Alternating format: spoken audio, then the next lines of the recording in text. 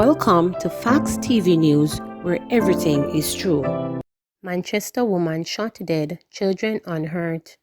Detectives in Manchester are trying to establish a motive for the killing of a 32-year-old woman in the parish Friday night.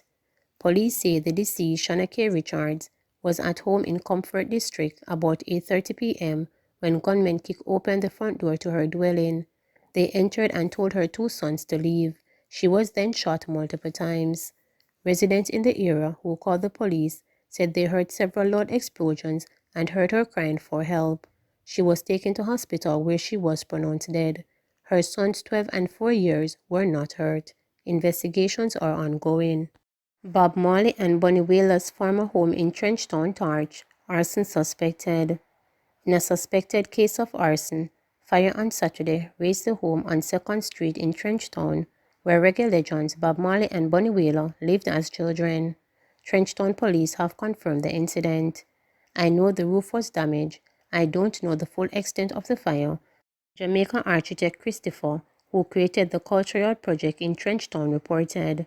It's a National Heritage Site, and the Tourism Product Development Company Limited, TPDCO, had it on its book to do restoration of the original homes. Food for the Poor had agreed to build 5 houses on 2nd Street and an open lot that the MP had cleared so that the families could be relocated and restoration could begin, Christopher stated. After the restoration of the site, TPDCOs was expected to turn over the site to the Bonnie Wheeler Foundation to transform one of the structures into a Wheelers Museum. An architectural survey had already been completed. The restoration was already on the cards, and I hope it is still on the cards as it is in the budget. This fire is coming at the wrong time because the people were slated to move out, but something was perhaps delayed because of the lockdown, Christopher added.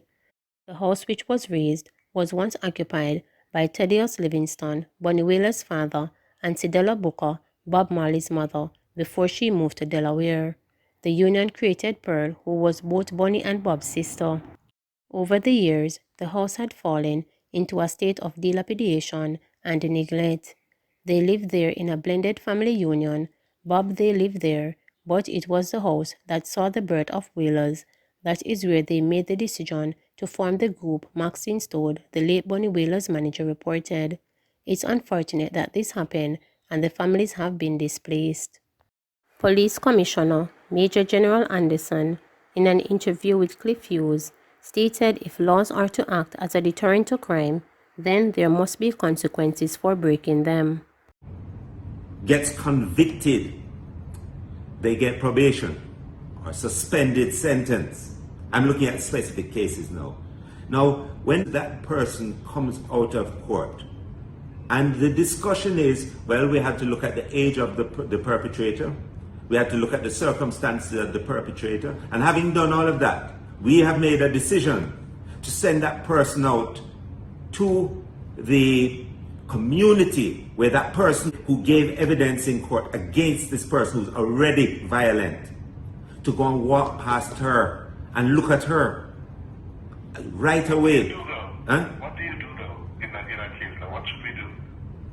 The person who did the crime needs to go to jail, Cliff. They need to go to jail. It cannot be that they're out because you're looking at their age. No, there is a victim involved. There is a victim. What is going to cause that person to make different choices? The other person who wishes to start that life of crime, what is it about that is going to make them, put them at risk of something? And also, when the community sees that happen, you know what they say? Well, the police carry them to court and then walking out the next day because the police were corrupt. The police never carried a good case. The police didn't do this or didn't do that. That's what the community is going to believe. When the conviction occurred, but the man is out beside the victim tomorrow. Police Commissioner Anderson responded to question about murder figures during the lockdown. The lockdown is a COVID-19 prevention measure. Lockdown is not a murder prevention measure. They're two different things, and we've seen that consistently in other jurisdictions where they lock down and murder goes up. Because remember, understand, violence works different from crime for profit. Violence, the person who was going to murder somebody at 12 o'clock, they bring it forward to 3 o'clock. The person who's murdering the person in the next street goes through the bush, through a trappy to go and murder the person down the next street.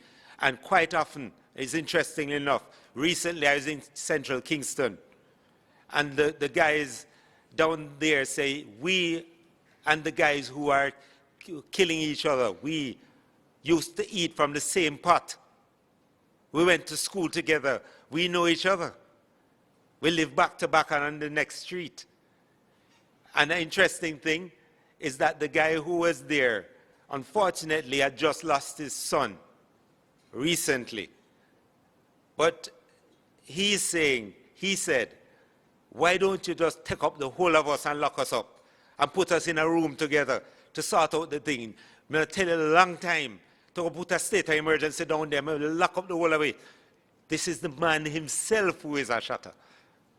But he has experienced so much loss in this process. Remember I saying that 72% of all these killings are gangland killing each other. That's not the basis for hope. That's not the basis for those guys to come out of it. But from a policing perspective, we have to do what. Health Ministry achieves target of administering over 700,000 doses of COVID-19 vaccines. The Ministry of Health and Wellness says it has achieved its target of administering some 700,000 doses of COVID-19 vaccines in Jamaica. The ministry had initially intended to meet the target by the end of September. According to the ministry's COVID-19 vaccination tracker, 702,693 doses were administered as of Friday.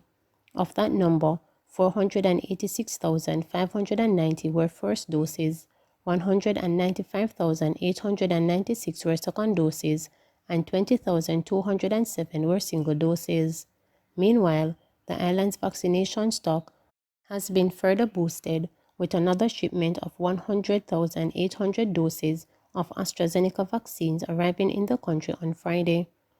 Overall, Jamaica has received 302,400 COVID-19 vaccines this week, as 100,800 doses each of AstraZeneca and Johnson & Johnson vaccine had arrived on Tuesday.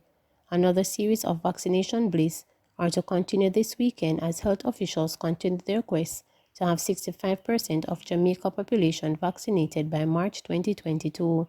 Additionally, citizens will now have more permanent locations to access the COVID-19 vaccines, as the Health and Wellness Ministry has expanded the number of fixed sites across the island to 55. According to a release from the ministry on Friday, those fixed sites have been established in the health district across the 14 parishes. The sites will operate from Monday to Saturday, with some sites opening until 6 p.m. each day. Tofton to serve as PAHO Council President. Jamaica's Health and Wellness Minister, Dr. Christopher Tofton, has been selected to serve as President of the Pan-American Health Organization, PAHO, Directing Council meeting, and will lead the 59th meeting of the 35 PAHO member state. This meeting is of great significance as countries around the world continue to combat the COVID-19 pandemic and reinforce the resilience of their healthcare systems. The Council will meet in Washington, D.C. from September 20 to 24, 2021 to consider matters including a roadmap for the digital transformation of health sector in the region of the Americas, a comprehensive approach for addressing health threats at the human-animal environment interface, and reinvigorating immunization as a public good for universal health. Jamaica's Chief Medical Officer, Dr. Jacqueline Bisosa Mackenzie, will also travel to Washington, D.C. with Dr. Tofton, while the Permanent Secretary, Dunstan Bryan, and other senior officials of the Ministry of Health and Wellness will join the session virtually. Additionally, Jamaica is expected to vie for a position on the Executive Committee to serve for the 2021-2024 term. The PAHO Health Directing Council is responsible for setting the organization's policies and priorities for technical cooperation, as well as discussing matters of public health significance and agreeing on the way forward for the region. 537 COVID cases in Jamaica, 5 more deaths. Jamaica recorded 537 new COVID-19 cases and 5 deaths on Friday, bringing the infection total to 79,127 and virus death toll to 1,777. The Ministry of Health and Wellness reported that the new cases comprised of 321 females and 216 males with ages ranging from 6 days to 90 years. The cases were recorded in St. Catherine 126, Kingston and St. Andrew 107, St. James 56, St. Anne 46, St. Elizabeth 40, Clarendon 37, Manchester 27, St. Mary 24, Trelawney 22, Westmoreland 21, Hanover 15, Portland 9, and St. Thomas 7. Jamaica has 26,178 active cases after 146 people recovered from the virus, bringing the total number of recoveries to 50,641. Currently, 706 people are hospitalized, 98 of which are severely ill, while 57 are critically ill and 154 are moderately ill. The latest deceased comprised of a 71-year-old female from St. Catherine, a 74-year-old female from St. Catherine, a 70-year-old male from St. Catherine, a 71-year-old male from St. Anne, and a 61-year-old male from St. Anne. 3 accused remanded in custody. 3 men charged in connection with a recent spate of crimes in the parish of Portland were remanded in custody when they appeared in the Portland Parish Court on September 17. Andrew Bennett, who is also known as Bad Hog, Bad P, Deron Johnson, who is also called Tallman, and Calvin Downer are to return to court on September 24 to answer to charges of shooting with intent, illegal possession of firearm, shop breaking, and larceny. They are among 8 men whom the Portland police named as persons of interest following the theft and recovery of stolen items on September 3rd and 4th. One of their alleged accomplices, Warren Golden, was shot and killed by the police at Wayne Road in Port Antonio when lawmen confronted the robbers. When the 3 men appeared before the court on Friday, their lawyer's application for bail was denied, and the judge ordered that checks be made to ascertain if they have previous criminal records. Please remember to subscribe, like, share, and click the notification bell for daily updates.